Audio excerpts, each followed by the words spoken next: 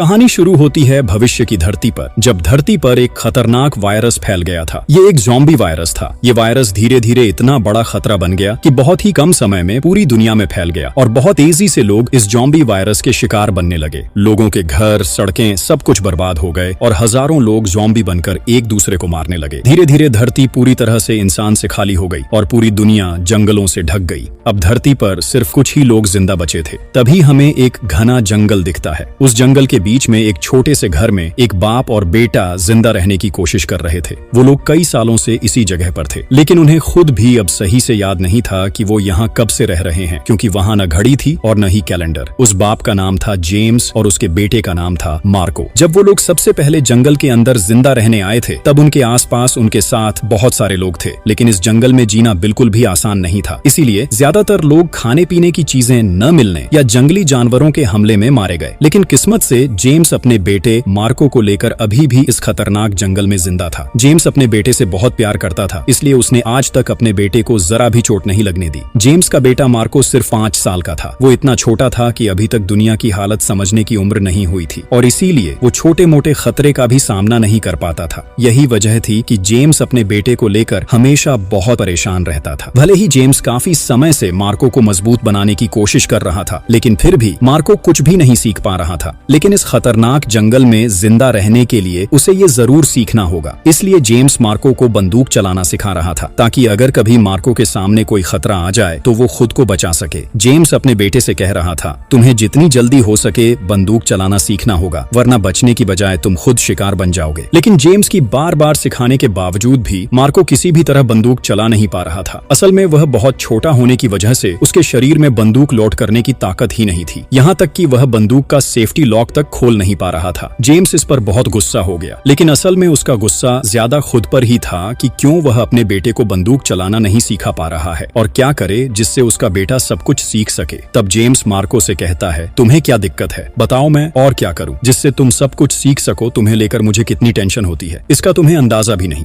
ये सब कहकर जेम्स वहाँ से सोने चला जाता है। लेकिन मार्को के साथ ऐसा व्यवहार जेम्स ने पहली बार किया था। वह कभी भी मार्को को इस तरह नहीं डांटता था, लेकिन मार्को अब कुछ समझने लगा था और वह अपने पिता की भावनाओं को समझता था और कोशिश भी करता था सब कुछ सीखने की। भले ही मार्को अपने पिता से बहुत प्यार करता था, लेकिन वह उनसे डर भी था, क्योंकि मार्को अपने पिता के साथ बिल्कुल भी फ्री महसूस नहीं कर पाया था। इसलिए मार्को ज्यादातर समय चुपचाप रहता था। जब मार्को बहुत छोटा था तभी उसकी माँ का देहांत हो गया था। तब से उसके पिता ही उसे बहुत मुश्किलों में पाल रहे थे और इस दुनिया में अब मार्को के लिए सिर्फ उसके पिता ही बचे थे। मार्को आज भी नहीं जानता कि उसकी माँ के साथ क्या हुआ था और आखिरकार उसकी माँ कैसे मर गई थी। तो जेम्स फिर लगातार अपने बेटे को मोटिवेट करने के लिए उसे एक बहुत सुंदर कहानी सुनाता। वह उससे कहता, जानो मार्को, जिस जंगल में हम रहते हैं, इस जंगल में कभी एक परी रहती थी और वह परी बच्चों से बहुत प्यार करती थी और बच्चे भी उसे बहुत पसंद करते थे। लेकिन एक दिन अचानक वह परी कहीं गायब हो गई। कोई उसे और कहीं नहीं ढूंढ पाया और तब से ज़ॉम्बी ने पूरी धरती पर कब्जा कर लिया और बहुत सारे लोगों को मार डाला। और जिस दिन कोई उस परी को ढूंढ निकालेगा, उसी दिन धरती फिर से पहले जैसी हो जाएगी। सारे ज़ॉम्बी गायब हो जाएंगे। लेकिन उस परी को ढूंढना बिल्कुल भी आसान नहीं है। लेकिन कहा जाता है कि एक दिन एक बहादुर बच्चा आएगा जिसके अंदर बहुत ताकत होगी और वही अकेला उस परी को ढूंढ पाएगा और धरती को ज़ॉम्बियों के हाथों से बचाएगा। और उस बच्चे का नाम क्या होगा जानो? उस बच्चे का नाम होगा मार्को। इस कहानी को सुनने के बाद से मार्को हमेशा चुपचाप सोचता रहता कि शायद वही वह बहादुर बच्चा है जो उस परी को ढूंढकर धरती को ज़ॉम्बियों के हाथों से बचाएगा, जो दिखने में अंग्रेजी वर्णमाला के एम जैसा लगता है। इसलिए मार्को अक्सर उस निशान को देखकर सोचता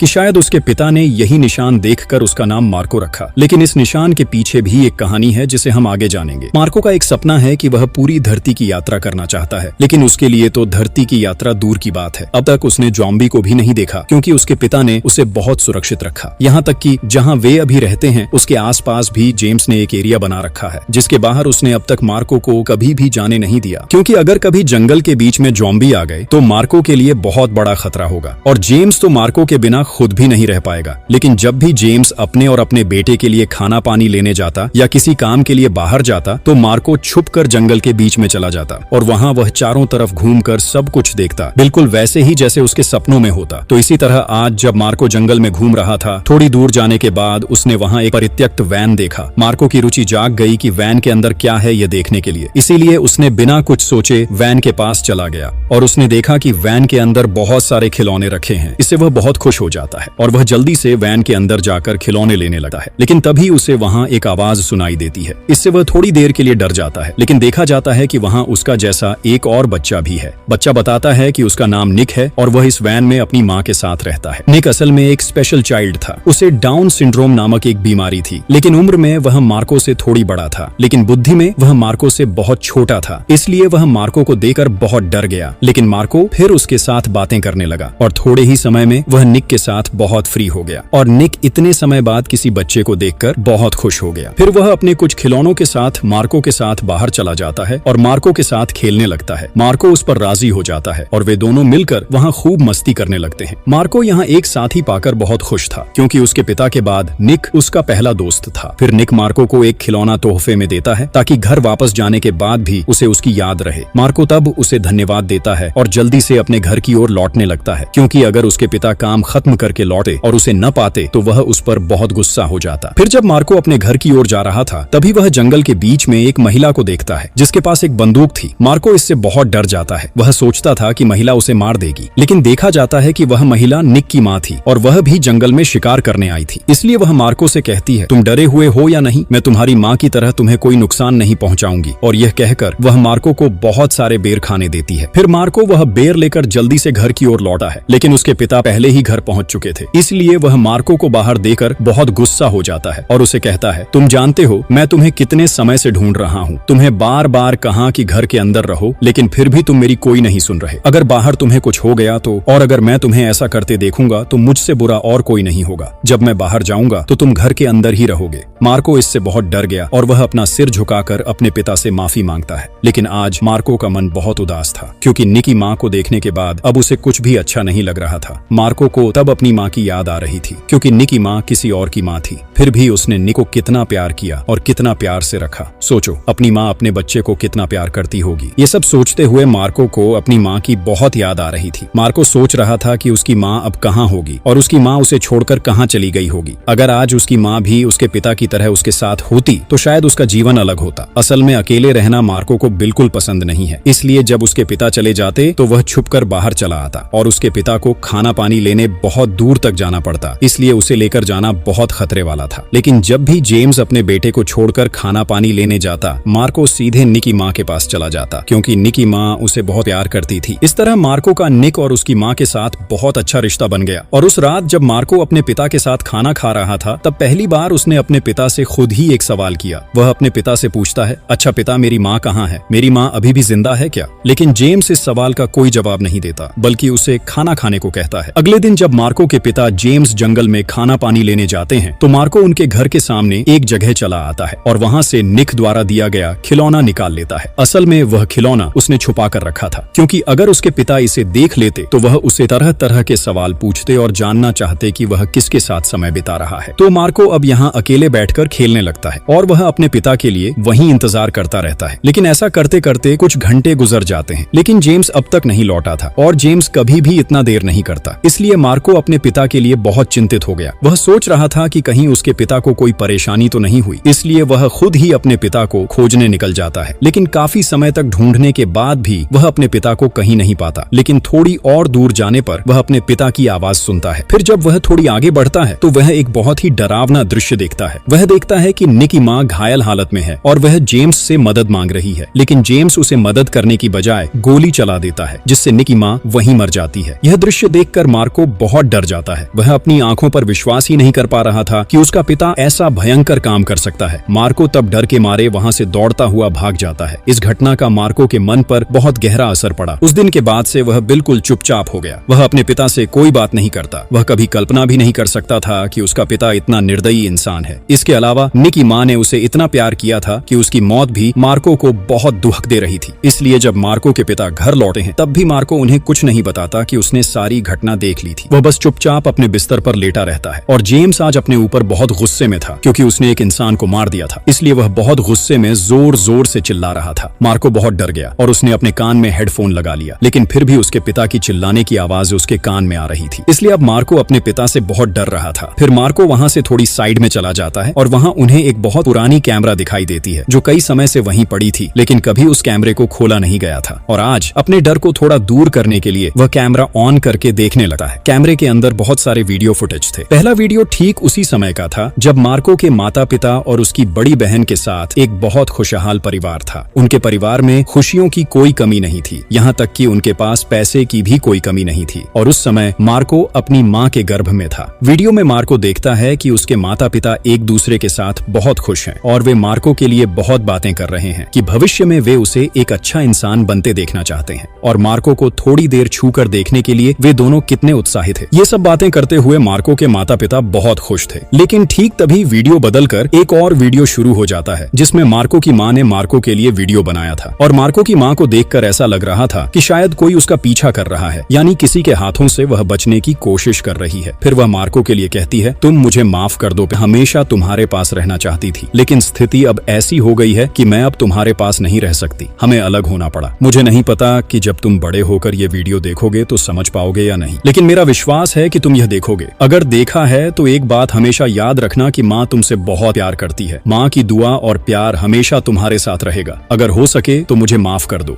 मार्को की माँ और कुछ कहने ही वाली थी, लेकिन तभी वीडियो कट हो जाता है। ये वीडियो देखकर मार्को और भी डर जाता है। क्या उसके पिता ने निक की माँ की तरह उसकी माँ को भी नहीं मारा? उसके पिता शायद उसके सामने अच्छे इंसान लग रहे हैं, लेकिन अंदर से वह बहुत बुरा इंसान है। यहाँ तक कि मार्को को यह भी संदेह होने लगा कि क्या सच में धरती पर ज़ॉम्बी वायरस जैसा कुछ है। अगर उसके पिता के दिमाग में कोई समस्या है तो शायद ज़ॉम्बी सिर्फ उसके पिता की कल्पना है, क्योंकि अब तक उसने कोई ज़ॉम्बी नहीं देखा था। मार्को अब अपने पिता से बहुत डर रहा था, इसलिए उस रात मार्को सो नहीं पाया। वह अपने पिता के सोने का इंतजार करता रहा और जब उसके पिता गहरी नींद में चले गए तब वह एक बैग में कुछ सामान रखता है और अपने पिता को घर के अंदर लॉक करके बाहर निकल आता है, क्योंकि उसे लग रहा था कि उसके पिता उसे मार देंगे। इसलिए मार्को पहले जल्दी से निक के पास आता। वह निक के वैन पर दस्तक देता और निक वैन का दरवाजा खोल देता है। फिर मार्को अंदर आकर निक से कहता कि वह जल्दी से अपने जरूरी सामान रख ले और उसे अपने साथ चलने के लिए कहता, क्योंकि यहाँ बहुत बड़ा खतरा है। लेकिन निक अपनी माँ को भी उनके साथ लेकर जाना चाहता था, क्योंकि वह अब तक नहीं जानता था कि उसकी माँ के साथ असल में क्या हुआ। मार्को तब निक को बाहर लेकर आता और कहता, मैं तुम्हें अब एक बात बताऊंगा, तुम कृपया दुख मत पाना, ठीक है? तुम्हारी माँ अब कभी वापस नहीं आएगी। मेरे पिता ने तुम्हारी माँ को मार दिया, इसलिए मैं तुमसे बहुत शर्मिंदा हूँ। मैं नहीं जानता कि मेरे पिता के साथ क्या हुआ है। हाल ही में वह बहुत निर्दयी हो गए हैं, इसलिए मैं तुम्हें लेकर भागना चाहता हूँ। हमें दोनों को किसी भी हालत में बचना होगा। मुझे पता है कि माँ के बिना हमारी यह यात्रा बहुत आसान नहीं होगी, लेकिन हम किसी भी खतरे में हमेशा एक दूसरे के साथ रहेंगे। लेकिन कृपया तुम मुझे माफ कर दो। मेरे पिता के लिए तुमने अपनी माँ को खो दिया। लेकिन निक इन सभी बातों को पूरी तरह से नहीं समझ पा रहा था। फिर भी वह समझ रहा था कि मार्को उसके लिए बहुत दुखी है, इसलिए वह मार्को से कहता कि वह उससे कोई शिकायत नहीं रखता। यह कहते हुए वह मार्को को गले लगा लेता है। मार्को इससे बहुत खुश हो गया, क्योंकि यह पहली बार था कि किसी बाहरी इंसान ने उसे इतना प्यार और स्नेह से गले लगाया। इसके बाद मार्को उसे लेकर आगे बढ़ने लगा है। दोनों जितना हो सके पैदल चलकर रास्ता तय कर रहे थे, लेकिन जंगल के बीच में एक जगह पहुंचकर मार्को निक से रुकने को कहता है, क्योंकि उसने बहुत दूर से कुछ आवाज सुनी थी और इतने सालों तक मार्को ने अपने पिता के साथ इस जंगल में समय बिताया था, इसलिए वह जिंदा रहने के बारे में बहुत कुछ जानता था कि कहां और कैसे खतरे का पता लगाना है। मार्को निक को एक बड़े भाई की तरह इन सब बातों के बारे में समझा रहा था और वह निक को लेकर बहुत सावधानी से आगे बढ़ रहा था। आसपास की आवाजें सुनकर मार्को पूरी तरह सुनिश्चित था कि आसपास कोई खतरा है, लेकिन काफी दूर जाने के बाद भी वे कुछ देख नहीं पा रहे थे। उन्हें लग रहा था कि कुछ उनका पीछा कर रहा है, लेकिन वह उनके सामने नहीं आ रहा था। इसलिए मार्को जल्दी से निक को लेकर तेज चलने लगता है और थोड़ी दूर जाने के बाद वे वहां एक पुरानी कार देखते हैं। मार्को तब जल्दी से निक को लेकर उस कार में चढ़ जाता है और जल्दी से कार का दरवाजा लॉक कर देता है और इंतजार करता है कि आसपास क्या है यह देखने के लिए। कुछ ही समय में देखा जाता है कि वहां अचानक बहुत सारे ज़ॉम्बी आ जाते हैं और वे मार्को की पूरी कार को घेर लेते हैं और ज़ॉम्बी एक साथ कार की खिड़कियां तोड़ने की कोशिश करते हैं। मार्को और निक बहुत डर जाते हैं। मार्को अपनी जिंदगी में पहली बार ज़ॉम्बी देख रहा था। इसका मतलब है कि उसके पिता सही थे कि सच में धरती पर ज़ॉम्बी वायरस मौजूद है। दूसरी तरफ हम जेम्स को देखते हैं। अचानक जेम्स की नींद खुल जाती है, लेकिन वह अपने आसपास कहीं भी अपने बेटे मार्को को नहीं देख पाता, इसलिए वह पूरी तरह बेचैन हो जाता है। लेकिन मार्को बाहर जाने से पहले अपने हाथों को हैंडकफ से बांधकर वहां छोड़ गया था। जेम्स यह समझ नहीं पा रहा था कि उसके साथ ऐसा किसने किया। वह सोच रहा था कि शायद किसी ने उनके घर पर हमला किया और उसका बेटा मार्को ले गया। इसीलिए जेम्स जल्दी से अपने हाथों के हैंडकफ खोल देता है और वह अपनी बंदूक लेकर जल्दी से अपने बेटे को खोजने निकल पड़ता है। जेम्स पूरी तरह पागल की तरह हर जगह मार्को को ढूंढता है, यहाँ तक कि चलते चलते वह निक के उस गाड़ी तक भी पहुंच जाता है और वहां आकर मार्को उस गाड़ी के अंदर कुछ सामान देखता है। इससे वह समझ जाता है कि मार्को शायद निक के साथ गया है। दूसरी तरफ निक और मार्को गाड़ी को ज़ॉम्बी पूरी तरह तोड़ रहे थे। वे दोनों समझ नहीं पा रहे थे कि क्या करें। इसी तरह जब उनकी खिड़कियां टूटने लगीं, तभी अचानक कोई कोई आकर ज़ॉम्बियों को मार देता है और उनकी गाड़ी का दरवाजा खोल देता है।